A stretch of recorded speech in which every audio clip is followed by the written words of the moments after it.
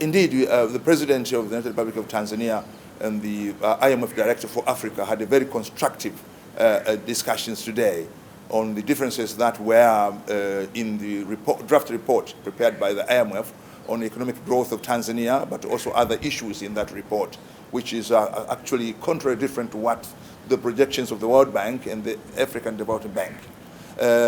However, we are very grateful that this discord, which had occurred, has been resolved, and the IMF will be sending another team in order to review the draft report and engage the government and the Bank of Tanzania and the other institutions in order now to come with a new report which will be realistic and which will reflect some of the big mega projects which Tanzania is taking in the area of infrastructure, transport, and energy.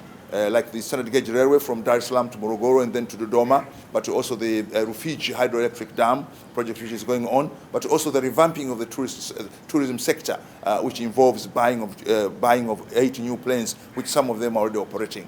The discussion was very constructive, as I said, and now the IMF will be coming again for a review team.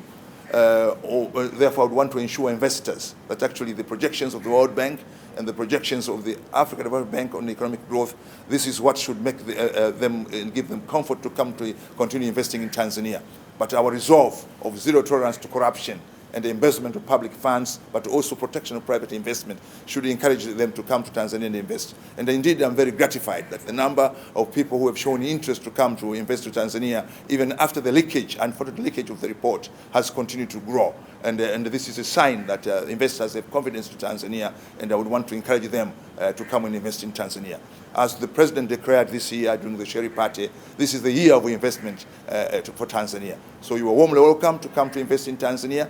The Constitution of Tanzania protects private property, but also we would want to assure investors there will be no nationalization, no confiscation, no takeover of their properties.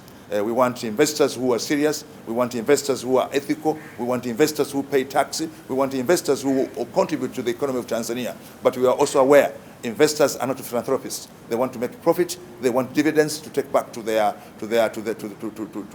respective shareholders.